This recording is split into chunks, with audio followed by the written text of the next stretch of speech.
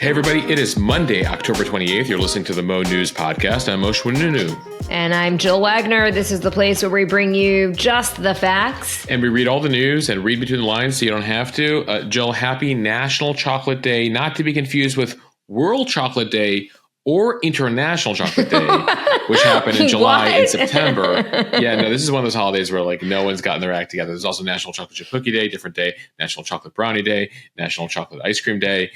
They're like basically, if you look at the calendar, approximately 50 days out of the year are devoted to chocolate in some way, shape, or form. So today, National Chocolate Day, and I do see that there are some deals out there potentially at a chocolate shop near you. All right. Well, not that I need an excuse to indulge, but I'll take it. Hope everyone had a wonderful weekend. Let's get to the headlines. 8 days until Election Day, Vice President Harris and former President Trump are making their final arguments, and they're both doing it in states where they're unlikely to win. Kamala Harris in Texas, Donald Trump in New York.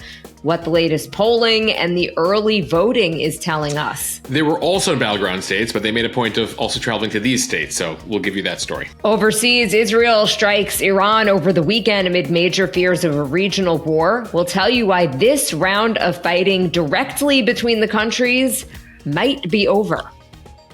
Outrage inside a couple of prominent newspaper newsrooms after their billionaire owners blocked endorsements of Kamala Harris. We'll tell you what is going on over at the Washington Post and the LA Times.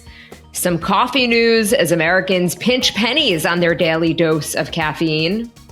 Some advice on how to help your body adjust to the end of daylight saving this Saturday night. Grateful Dead legend Phil Lesh passes away. And an update on the Los Angeles, New York World Series, plus Moshe is on this day in history. We'll tell you about the American landmark that marks a birthday today and has changed color over time. Moshe, can I add a clue? Because I think I know it. Give me you're tired, you're poor. Oh, good clue. If you don't have it by now, you gotta listen to the end of the podcast. All right, to the news. Kamala Harris and Donald Trump took a detour from barnstorming the battleground states that will ultimately decide November's election with stops in Texas and New York over the weekend. Texas, a conservative state that was the first to implement a near total abortion ban, has not backed a Democratic president since 1976. Trump is almost certain to win the state's 40 electoral college votes, but Harris, she traveled there anyway Friday, using it as a backdrop to talk about abortion rights in the final days before the November 5th election. Texas, what is happening across this state and our country is a healthcare crisis, and Donald Trump is the architect of it. He brags about overturning Roe v. Wade. In his own words, quote, "I did it and I'm proud to have done it." That's what he says. And one has to ask, proud that women are dying? Proud that doctors and nurses could be thrown in prison for life for administering life-saving care?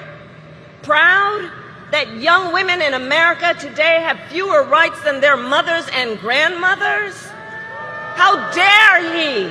Also present at the rally doing the introduction, Beyonce. While she did not actually perform, the Houston native addressed the crowd alongside former Destiny's Child singer Kelly Rowland. Here is a bit of Beyonce. I'm not here as a celebrity. I'm not here as a politician. I'm here as a mother. A mother who cares deeply about the world my children and all of our children live in. A world where we have the freedom to control our bodies. A world where we're not divided. Imagine our daughters growing up seeing what's possible with no ceilings, no limitations. Imagine our grandmothers. Imagine what they feel right now. Those who have lived to see this historic day. Jill, just the latest there in a slew of celebrities the Harris campaign has had out over the last couple of weeks. Unclear how much of a difference they'll make, but they are hoping that the Eminems, the Ushers, the Lizzos, Julia Roberts, all the celebs they've had out in recent weeks will at least raise awareness among voters. They're not really plugged into politics, but might be plugged into their favorite celeb. Not going to lie, Moshe, I was hoping Beyonce was going to give us some, belt out something. Well, Beyonce, her song Freedom has been the anthem for Harris's campaign. So one would have thought maybe she'd perform the song live going in. We should note Bruce Springsteen has been out there. He was in Atlanta late last week. He's in Philly this week. And he's performing acoustic sets. I think he did 4 songs, which for Bruce is nothing, right? He does 3-hour concerts. But he is doing the sort of 3 to 4 minute pitch that all these celebrities have done, but he's also performing. But no for Beyonce. Harris continued campaigning throughout the weekend. She hit that message hard in Michigan and Pennsylvania. Also in Texas Friday, Donald Trump. He traveled there for a 3-hour interview with top podcaster Joe Rogan, where they talked about a wide variety of topics from his assassination attempt to his first term and how he views the election. Here is a bit of Donald Trump on Rogan. The two of them got pretty friendly despite some recent conflicts. This is Rogan explaining to Trump why Trump gets so much media coverage going back to 2015. So I always got more publicity than other people, and it wasn't like I was trying. In fact, I don't know exactly why. Maybe you can tell me why. Oh, I could definitely tell you. You said a lot of wild shit. Maybe. You said a lot of wild shit, and then CNN, in all their brilliance, by highlighting your wild made you much more popular. Yeah. And they boosted you in the polls because people were tired of someone talking in this bullshit pre-prepared politician lingo. And even if they didn't agree with you, they at least knew whoever that guy is, that's him. That's really him. Moshe, we like to say on this podcast, we read the news and read between the lines so you don't have to. In this case, I listened to a 3-hour podcast with Joe Rogan and Donald Trump, so you don't have to. Yes. That is how I spent a good portion of my weekend. And I definitely was not the only one. This interview already has more than 20 million listens in the first 48 hours. Rogan has the largest podcast in America at the moment. He did renew his invitation for Kamala Harris to also come on the podcast. It is unclear if she will. Moshe, one thing that you and I were talking about before we recorded this podcast, I don't know why she wouldn't go on his podcast. Not only is this huge audience, but one of the reasons that I found the Trump interview so interesting is because you seldom get to hear these candidates just talk. I mean, it's 3 hours. It's just, he doesn't interrupt, and he's pretty flattering, Joe Rogan. He does make his guests feel comfortable. So obviously I don't know the backstory of what Kamala Harris's people are telling her, but it feels to me, if I was advising her, I would say, go on, talk to him. Yeah, I mean, Joe has this thing where he's sort of the opposite of cable news, right? He's not trying to challenge them. In some cases, to the frustration of people who are like, he doesn't fact check. But that's sort of Joe's thing, is he does a conversation like that. And so you get moments. There's a moment where he asked to see Trump's injury from the bullet wound on his ear. So you get some real moments there that you don't get to see in sort of traditional interviews, and get a side of them, right? So to speak, of the candidates. So certainly as they battle for men, and he has more of a male-centric audience, but he has such a large audience. I mean, there's a lot of millions of women in America who listen to the Joe Rogan podcast as well. And it does come as Kamala Harris has done Howard Stern. So clearly, she's looking to appeal to, listeners with, podcasts or radio show hosts that, tend to kind of sit back, not challenge you, and let you reveal a side of you that you don't typically see. So it remains to be seen whether in these final 8 days she'll do it, looking less and less likely. But the Rogan move there by Trump, certainly interesting. He even said himself, he's never done such a long interview in his life, 3 straight hours. And when he would go up on these tangents, I don't remember if it was Joe Rogan or Trump who called it the weave. Trump has dubbed it the weave. And he's like, the weave is getting let's bring the weave back in, let's kind of reel you back in. But it was certainly, I think, an unfiltered and pretty fascinating look if you're still undecided and trying to figure out who to vote for. There's not many people who can say to Donald Trump, Trump's like, I don't know why the media's so obsessed with me. And Rogan's like, I know why. You say crazy shit. There's not many hosts that could probably get away with that. Meanwhile, Trump returned to battleground states after that. He hit Michigan and Pennsylvania before his mega rally in New York City at Madison Square Garden. The goal there, Media attention. MSG has a long tradition of hosting political rallies, political conventions, presidential speeches, as well as some more controversial events through the years. Some Democrats tried to compare it to an American Nazi rally held at the arena prior to World War II. That said, the Democrats have held multiple conventions there. The Trump rally included RFK Jr., Rudy Giuliani, Elon Musk, and a number of other prominent supporters. Jill, the rally there in central Manhattan at Madison Square Garden, which dubs itself the world's most famous arena, lasted almost 6 hours, speaker after speaker after speaker. Melania Trump gave a rare speech. She didn't even speak at the Republican convention over the summer, but did speak at the rally on Sunday. Trump spoke for about an hour and 15 minutes at the rally.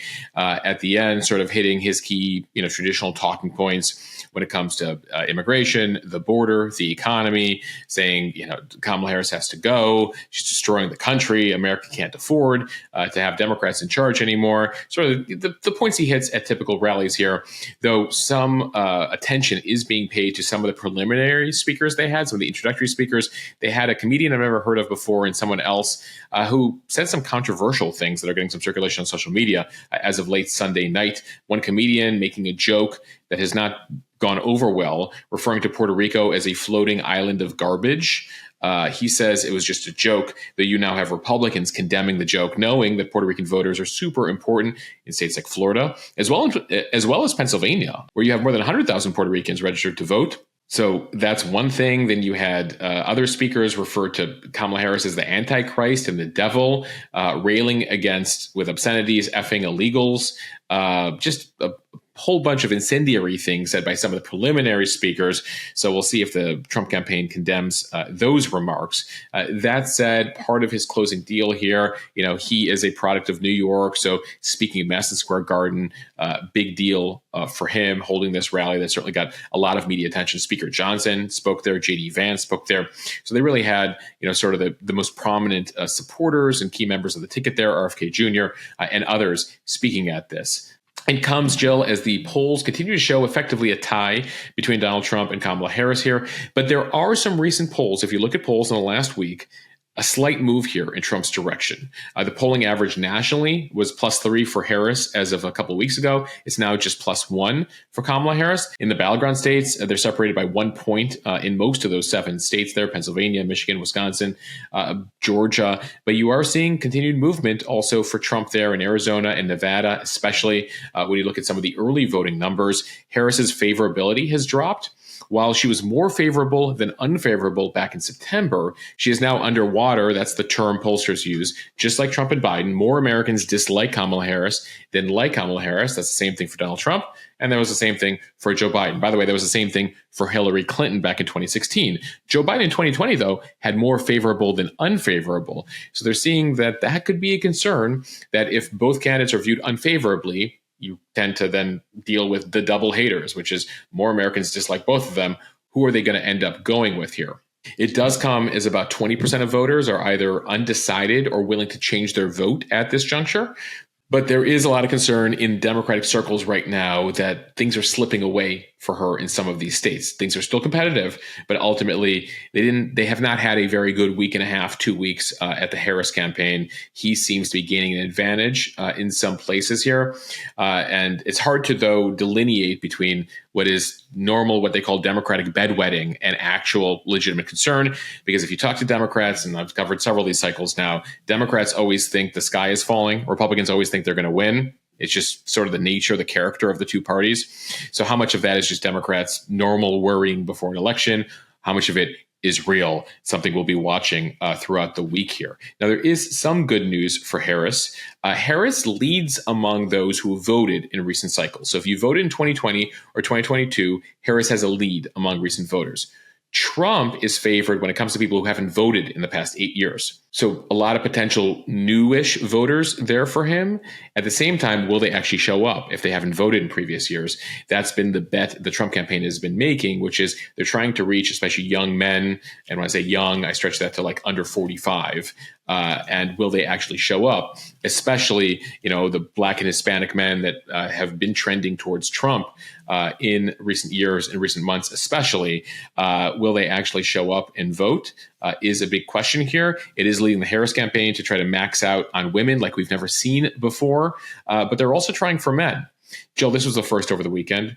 VP candidate Tim Walz and Congresswoman AOC, Alexandria Ocasio-Cortez, played Madden on Twitch. This is a website that you can stream gaming. People can watch you play a video game. So in an appeal to younger men, Tim Walz, former high school football coach, and AOC played a mock game of Madden on the Twitch platform. Unclear how many young men are going to be won over by that, but certainly a new tack there by the campaign as they try to compete there with Trump on young men. Jill, have you ever watched people play Madden on Twitch? No, I'm definitely not the target demo for that, Moshe. I don't even know what it means in a lot of ways. Yeah, you're like those words, Twitch, Matt. Like, what language are you speaking? It's kind of making me twitch. Well, so that's making me twitch. So that's the appeal to young men. At the same time, they double down, as I mentioned, on the appeal to women. Michelle Obama, the former first lady, was out with Kamala Harris over the weekend in Michigan and was trying to make the pitch to both women on the abortion issue. They've been hitting that hard, as well as men. And so Michelle Obama said to men at the rally crowd and across the country at the Michigan rally over the weekend, quote, "If we don't get this election right, your wife, your daughter, your mother, we as women will become the collateral damage to your rage. So are you as men prepared to look into the eyes of the women and children you love and tell them you supported this assault on their safety?" So that was a bit of Michelle Obama's sort of stern words for men and the importance of voting for Kamala Harris through the eyes of the women in their lives. So Jill, really interesting here to hear. So Jill, really interesting to hear how they're trying to appeal right now in all these ways. From the platforms, the podcasts that they're using, to the messaging that the campaigns are using, both the candidates themselves as well as their supporters. Early voting numbers continue to surge here. 34 million Americans voted as of Sunday.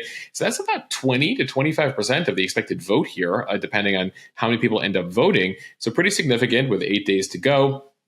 We did do a deep dive, by the way, over on the premium over as part of our election survival series on Friday, looking at money in politics, the history of how we got to the point where we're spending billions, as well as who's going to win the House and Senate. That's available for premium. So you check that out over at mo.news/free trial. You get 2 weeks of free access. And you can see all the deep dives we've been doing on the election. Meanwhile, in the Middle East, Israel launched its long-awaited counterstrike on Iran early Saturday morning, focused on military sites in the country.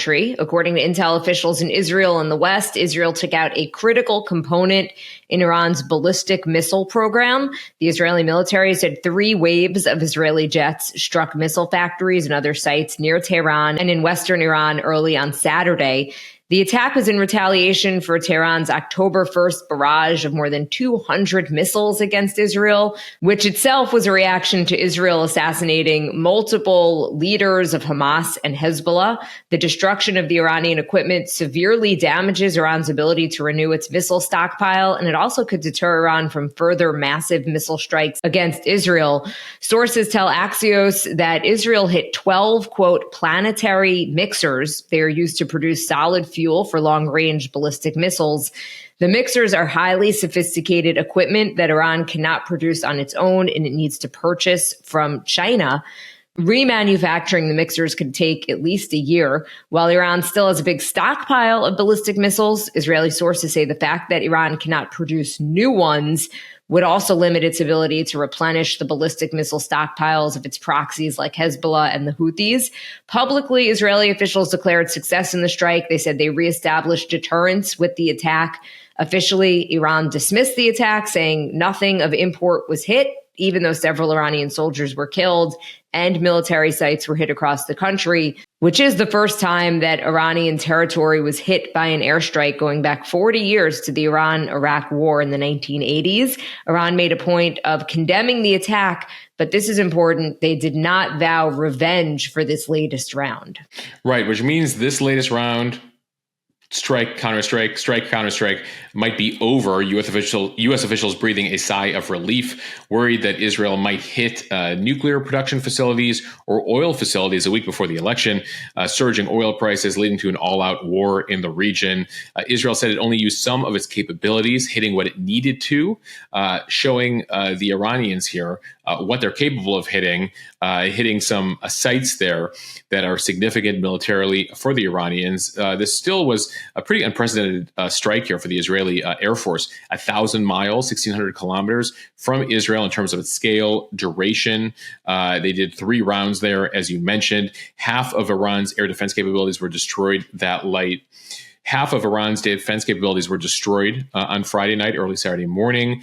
They're among Iran's most strategic assets. And who do they depend on to re-up them, to rebuild most of these things? Russia, which right now it's limited in terms of what it can do because of its shortage due to its invasion of Ukraine. So American officials did say that the Israelis did notify them ahead of the strikes here, but the U.S. stressed that they were not involved in this operation, basically congratulating the Israelis on the operation here, partially because the Israelis did not go as hard as they could have gone here, despite what they were promising. It did receive some criticism within Israel, saying some Israelis on the right expected more here. The Israelis saying they're biding their time, and they had no interest in a regional war. Neither did Iran. By the way, the biggest story on the Iranian news the next morning, Jill, was traffic in Tehran, to just give you a sense of the Iranian government state media trying to downplay the attack so they don't have to, if they played it up and talked about how significant it was, then they would have to do another counterstrike. That's something they're not interested in. Meanwhile, the war continues in Lebanon between Israel and Hezbollah. Israel conducting a number of strikes there over the weekend. Hezbollah launching rockets on Israel. In Gaza, the war continues there now in its 13th month, going on 14 months. But there is a proposal, a new ceasefire proposal from neighboring Egypt. This one a lot smaller and manageable, and that's why they have hope here. For the most part, the ceasefires that have been proposed, we're talking about weeks or months. In this case, Egypt is talking about a 48-hour truce. Hamas releasing 4 Israeli hostages in exchange for some prisoners in Israel, Palestinian prisoners in Israel. Israel and Hamas would then hold talks for 10 days after that. So they're going with, if we can't do 6 weeks, can we do 48 hours of a truce here and start really, really small, as opposed to these big deals that, keep falling apart? It remains to be seen who's negotiating on behalf of Hamas here, given the leadership there has been decimated. And you have the departure of Sinwar from the scene with his killing in the last week and a half. So who would agree to that on behalf of Hamas is a question. But we'll see what happens. That is interesting. On the Friday podcast, I'd reported that they were thinking about a smaller deal, like a 2-week type of ceasefire. But the fact that they're down to 48 hours, I guess the thinking is any type of pause is good and would potentially lead to something bigger. If you can build trust again. I mean, there has not been a pause, Jill, since last November. That was the ceasefire that led to the major hostage exchange, prisoner exchange there. And since then, there's been no ceasefire. So, now we're almost a year removed from the last ceasefire. So, again, can we do 48 hours? And if this doesn't work out, maybe they'll propose a 24-hour ceasefire. We'll see. Time for the speed read from NPR. Even though the presidential race between former President Trump and Vice President Harris is neck and neck, the Washington Post opinion editorial board announced Friday that it is not endorsing a presidential candidate for the first time in 36 years. The paper's publisher and CEO made that announcement Friday after the newspaper's owner, Jeff Bezos, intervened and made the decision. It comes days after a fellow billionaire newspaper owner, Patrick Soon-Shiong, blocked his paper, the LA Times, from endorsing Kamala Harris. At both papers, staffers are apoplectic by the rare intervention. It has actually led to resignations from editors in both newsrooms. Defending the move, the Washington Post publisher Will Lewis wrote, quote, "We are returning to our roots of not endorsing presidential candidates." He referenced the paper's policy in the decades prior to 1976. Over at the LA Times, the owner said that he wanted the board to take a different approach this year, writing on X that, quote, "The editorial board was provided the opportunity to draft a factual analysis of all the positive and negative policies by each candidate during their tenures at the White House and how these policies affected the nation. In addition, the board was asked to provide their understanding of the policies and plans enunciated by the candidates during this campaign." and its potential effect on the nation in the next 4 years. So his goal, he says, was to let the voters decide. In social media posts and subsequent interviews with his own news organization, he framed this choice as an attempt at neutrality. Then his daughter, Nika, she put out a statement on Saturday, which we should note was quickly challenged by the paper. She said the decision was actually motivated by Harris's continued support for Israel and its war in Gaza. So she said that as a citizen of a country openly financing genocide and as a family that experienced South African apartheid, the endorsement was an opportunity to repudiate justifications for the widespread targeting of journalists and ongoing war on children. She is a progressive political activist, and she has been frequently accused of trying to meddle in the paper's news coverage. But most the opinion boards at both the LA Times and the Washington Post already had their editorials drafted before the last second intervention by owners. Yeah, I don't know what to make of that comment by Soon Young's daughter. She's referred to internally at the LA Times as a Nepo baby who tries to intervene in various things at the paper. I think on the surface has a lot of business interests at stake. I mean, he is a billionaire. He has a number of things he's working on, including a number of drugs. He's a former cancer doctor who develops drugs, and a number of those are up for approval before the FDA. So the thinking is that he's concerned that his ownership of the LA Times and editorial against Trump would be used against him by the FDA. Same thing with Bezos, I should mention, by the way. Bezos, has a number of deals between Amazon as well as his space company, Blue Origin, with multi-billion-dollar contracts. You might remember back in 2019, Amazon sued the Trump administration, blaming Trump's animosity towards Bezos for a loss of a $10 billion cloud computing contract during that time. So Bezos over at the Washington Post has owned them going back to 2016, but it appears this is a year where they actually think that Trump might win, whereas in 16 and 20, the media assumed Trump wasn't going to win, despite the fact that he did in 2016. So the tradition held at that time. Now, just for background here, and this is something we went into over on the Instagram feed on Friday, for people who might not be aware, newspapers traditionally have editorial boards and then the news part of the organization. The news reporters do their own thing, and there's effectively a wall between the news reporters and editors and then the opinion page. And in many cases, the opinion page, the staff editorials, have a slant, oftentimes going back more than a century based on the views of the owner. So the Wall Street Journal, New York Post, conservative editorial pages. The New York Times, Washington Post, LA Times, liberal editorial pages. And that's existed for a while. Newspapers are like, we have to make a statement on this. And maybe back in the day, people did look to their, editorials, be like, wow, a whole bunch of them have endorsed this candidate or say this about what needs to happen in Washington. More and more over recent years and decades, the editorials have become less and less relevant. And at a time where there is this increasing distrust people have for newspapers, many are unfamiliar or frankly don't care that there's a divide between what the news reporters say and what the editorial says. And they just, effectively presume that that's just showcasing the bias of the entire newsroom, even though those are the opinion editors of the publication, especially in light of the fact that like on cable news, there is no separation there, right? More and more we're seeing the infiltration of opinion into news programming. So there have been questions about whether this tradition should even continue.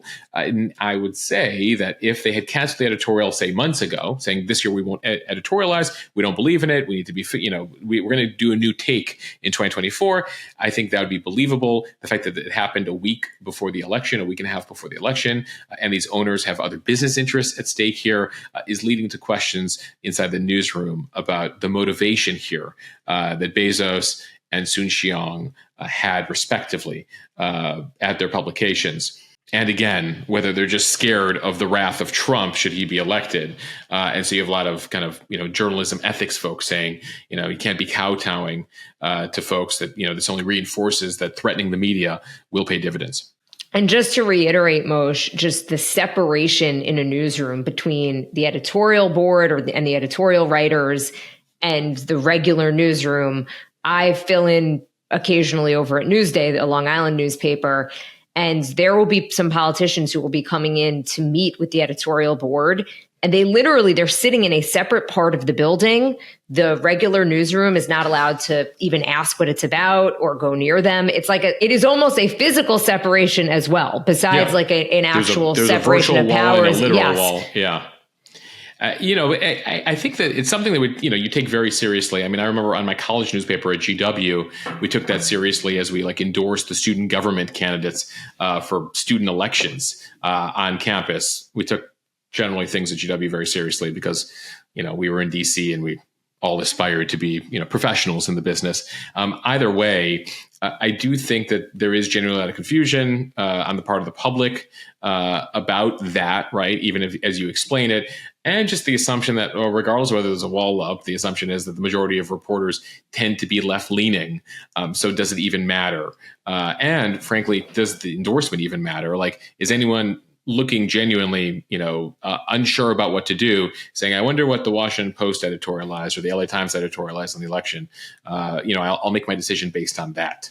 I think that where it would potentially make a difference is if one of the papers went against conventional wisdom. So the New York Times is a liberal paper. If they decided to endorse Donald Trump, I think that's news. And then people would be like, why, what do they know about Kamala Harris? What is worrying them about Kamala Harris? Obviously, that did not happen. But that's just an example. Or if the Wall Street Journal decided to endorse Kamala Harris instead of Trump, their conservative paper, at least their board is conservative. So I think that's where potentially it would make a difference. Yeah. And that's something I note, by the way, if you guys follow the Instagram feed, especially right in the aftermath of January 6th, the Wall Street Journal and New York Post, both owned by Rupert Murdoch, conservative who owns Fox News as well, put out some scathing opinions about Donald Trump in the aftermath of January 6th, saying he should never be let near the White House ever again.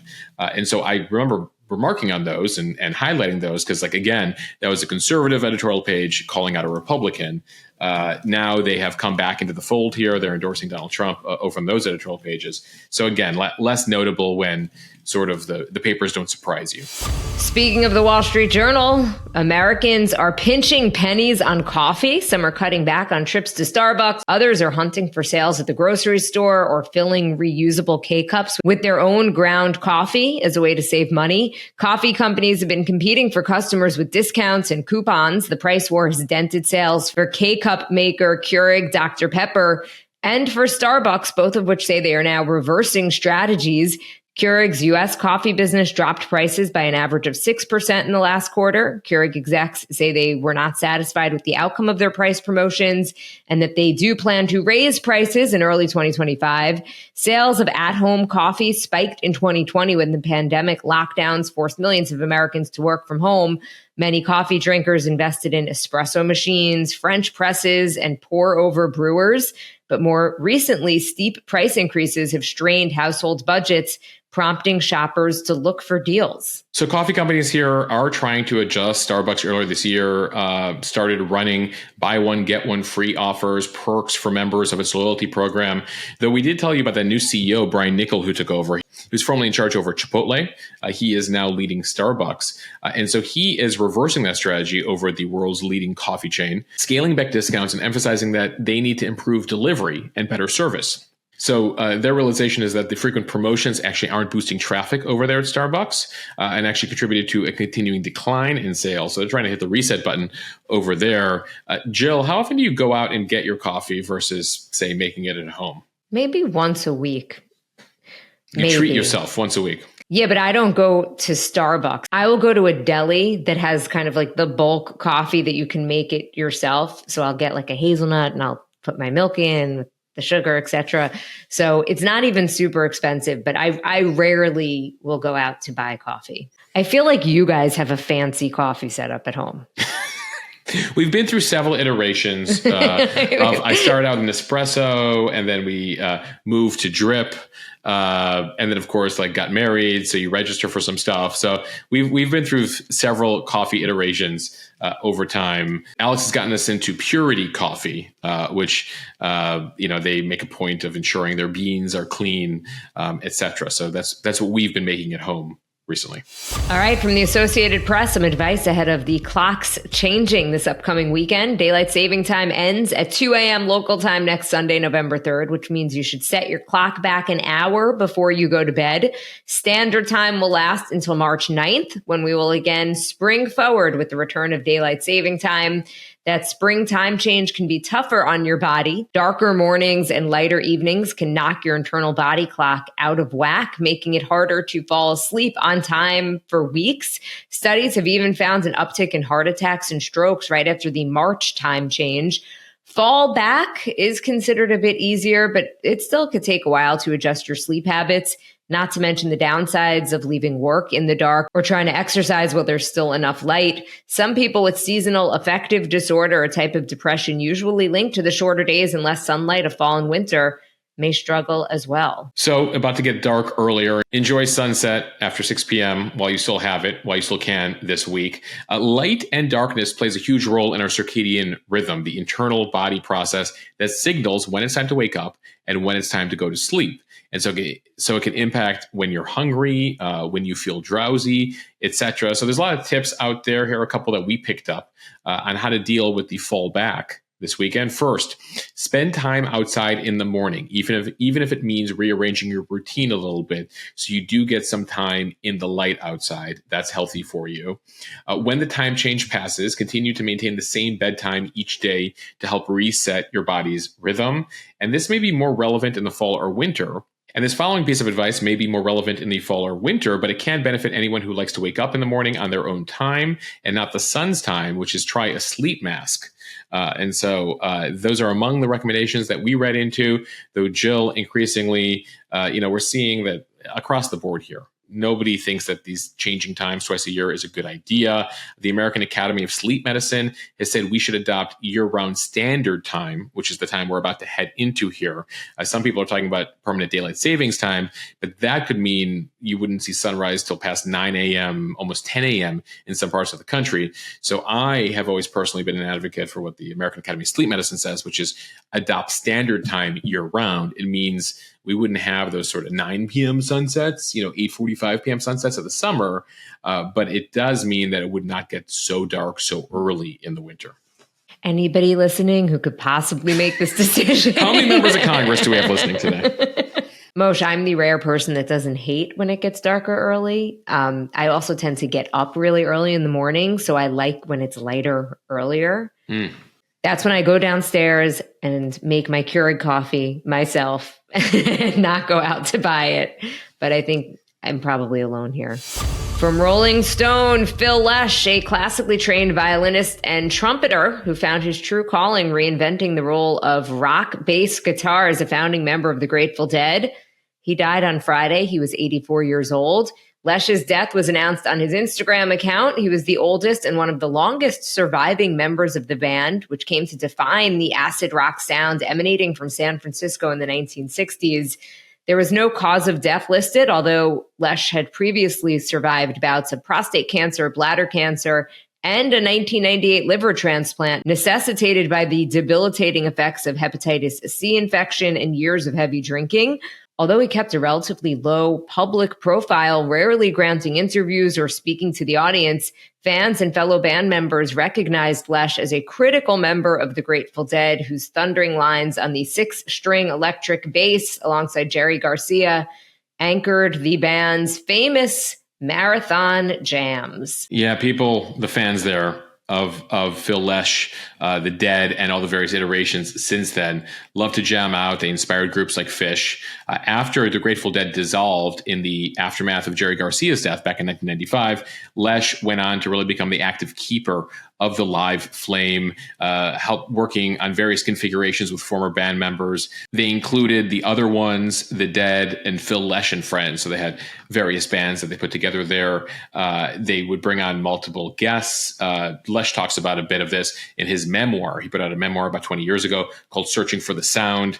And in it, he reflected on performing, saying that it's like paradise at the moment. I'm not really even there. None of us are. We are the music. Our personalities even cease to exist at all. We become the music. So immersed there in the music. And I know a bunch of people who are huge Phil Lesh fans who were mourning him over the weekend. A World Series update now from Fox Sports. The LA Dodgers left Dodger Stadium with a 2-0 series lead over the New York Yankees Saturday night, enjoying a stunning start to the World Series, but it comes as LA superstar Shohei Ohtani sustained a left shoulder injury as he attempted to steal second base in Game 2. The teams now travel to Yankee Stadium for at least the next 2 games or more if the Yankees are able to take a couple of games. Game 3 is tonight in New York. So it does appear that Ohtani partially dislocated his shoulder. They think he might be able to play tonight. That game is just over 8 p.m. Eastern time. That game is just after 8 p.m. Eastern time tonight. But the Dodgers are in the driver's seat when it comes to the World Series here. There were a lot of fans here in New York excited about the fact that the Yankees were in it for the first time since 2009. But the Dodgers here, just 2 wins away from their second World Series in just 5 years. And the odds, the statistics are in their favor right now. In previous best-of-7 series, best-of-7 game series, teams who've taken the 2-0 lead, won the first 2 games of the series, have gone on to win 84% of the time. All right, on this day in history, we begin in 1636. Harvard Yard got its start. Harvard. I went to Harvard. No, people who go to Harvard, they say they went to school in Boston, and you have to somehow get it out of them. On this day in 1636, that all began. Harvard University was founded by the great and General Court of Massachusetts Bay Colony. John Harvard was the first major benefactor. So you can see how the school got its name. On this day in 1858, another guy who gave his name to a major institution, Roland Hussey Macy, opened his first store in New York on 6th Avenue and 14th Street. You might be familiar with Macy's. I may have been there once or twice. Once or twice. Jill, wasn't that actually where you were shopping when you went into labor? No, Denny's. Oh, you were Denny's? Yeah, Denny's is a kid's store on Long Island. Oh, I remember you were looking for clothes. You were not shopping for clothes. I was literally buying the outfit that I wanted to take the baby home from the hospital in, and my water broke. And I decided not to say anything, purchase the item, and then call my doctor and be like, He's like, yeah, get to the hospital immediately. All right. On this day in 1886, the answer to the clue at the top, the Statue of Liberty, a gift from the people of France, was dedicated in New York Harbor on this day by President Grover Cleveland. Fun fact about Grover Cleveland, he was the last president to win, lose, and then win again. That's something Trump is trying to repeat this go-around, to be president twice in 2 different terms that are non-consecutive. So that was dedicated on this day in 1886. And the statue, Lady Liberty, as given to us by the French, was originally reddish-brown. It was copper. But over the years, due to a chemical reaction with the air in New York Harbor, it became its modern green-blue color. I can't imagine it anything except for green, right? Yeah, Statue of Liberty is green. I think for a while they were trying to clean it, and they're like, you know what, just let it be. It's Statue of Liberty. She wants to be green. It's not easy being green. Just let the statue be green. All right, on this day in 2016, we fast forward a few years there. The October surprise of that election dropped with the FBI announcing a new investigation into Hillary Clinton's emails. It turns out that some of her emails were on the computer of disgraced ex-Congressman Anthony Weiner because he was the estranged husband of one of Clinton's aides. It might have contained classified information. They would discover a couple days out. It didn't actually contain classified information, but that drop 2 weeks out is one reason the Clinton folks blame the FBI and James Comey for her loss that year. And we end with a bit of music history. We had some Stevie Wonder last week. Here's Stevie Wonder again. On this day in 1972, he released Talking Book, his 15th studio album, which featured Superstition and You Are the Sunshine of My Life. Yeah. Thank you for serenading us. That's my Stevie Wonder. Chill. All right, everybody, with that, thank you for listening to the Mo News podcast. If you like what you hear, and please share this with your friends. It does help us grow. Follow us and subscribe so you don't miss an episode. See you guys tomorrow, everyone.